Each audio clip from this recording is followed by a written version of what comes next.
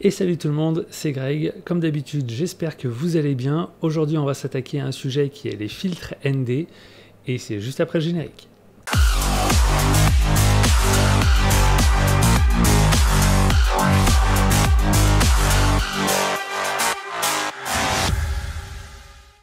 Les filtres peuvent avoir plusieurs fonctions, qu'il s'agisse de créer des effets ou tout simplement de protéger vos objets. Et rien que pour ça, ça mérite de se pencher sur le sujet. Car quand tu as un objet qui dépasse les 2000 €, ça serait dommage de prendre un pet sur tes lentilles. Perso, plus de la moitié de mes optiques sont déjà équipées en filtre neutre, ça permet de limiter la casse. Ça coûte pas cher et ça sécurise. Les filtres dont je veux vous parler, ce sont des filtres ND variables. Pourquoi variables? Parce que sur ces filtres-là, que j'ai choisis, ce sont des ND2, donc avec très peu de densité, jusqu'à ND32, donc une densité beaucoup plus forte. Mais tu n'es pas obligé de rester sur ces valeurs-là. Encore une fois, tu peux choisir, il en existe plein sur plein de sites différents. Une fois que tu as choisi le filtre avec la densité qui t'intéresse, la deuxième étape, ça va être de trouver ton filetage. Donc filetage, je pense que beaucoup le savent déjà. Et ben en fait, il suffira d'enlever ton pare-soleil, au pire même ton capuchon, et de retrouver du coup la référence en rapport avec ton filetage. Sur le 50 mm 1.2 de chez Canon, on est sur du 72. Donc du coup, je suis parti sur un 72. Encore une fois, tu n'auras plus qu'à le visser et ce sera parfait. Je suis parti aussi sur un deuxième modèle qui est un 77 qui ira très bien du coup sur mon 24-70 et 70-200 parce qu'ils ont le même filetage qui là est en 77. Comme tous les filtres, encore une fois, tu n'es pas obligé de te limiter photo ou vidéo, c'est très polyvalent.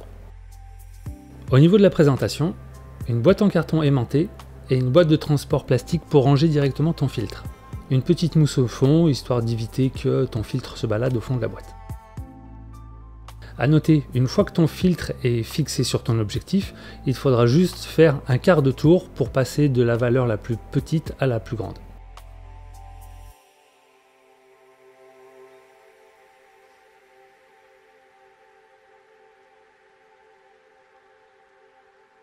J'ai profité d'un déplacement à Porto au Portugal pour faire un peu de photos et utiliser ces filtres.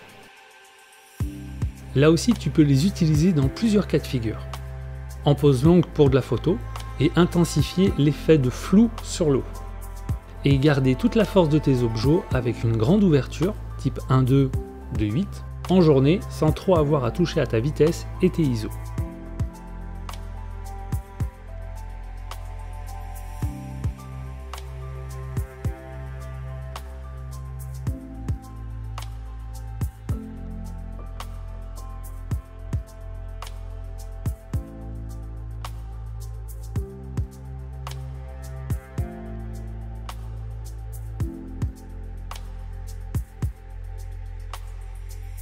Dans mon cas, je ne pouvais pas garder mes pare-soleils, le filtre étant plus large et mes pare-soleils n'étant pas dotés d'une petite trappe afin de pouvoir jouer sur le variable, j'ai dû l'enlever.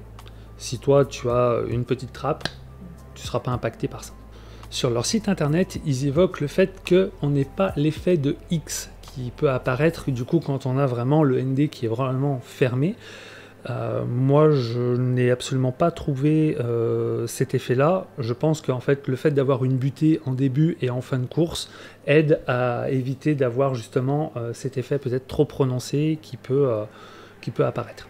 Conclusion, pour pas cher tu peux protéger tes objectifs et profiter d'une plage plus importante au niveau de ton ouverture d'objectif en journée. Sans compter qu'avec ce genre de filtre ça te permettra d'être beaucoup plus créatif. Je vous invite à aller faire un tour directement sur le site de KAF Concept, il n'y a pas que des filtres. Actuellement je suis en train de regarder une partie trépied photo pour avoir quelque chose de plus léger, plus compact à transporter et un petit sac sur des prestats beaucoup plus courtes où je pourrais mettre un ou deux objets que de repartir toujours avec le gros sac Tamrac Expédition 9 qui permet de tout prendre mais qui finalement est assez encombrant.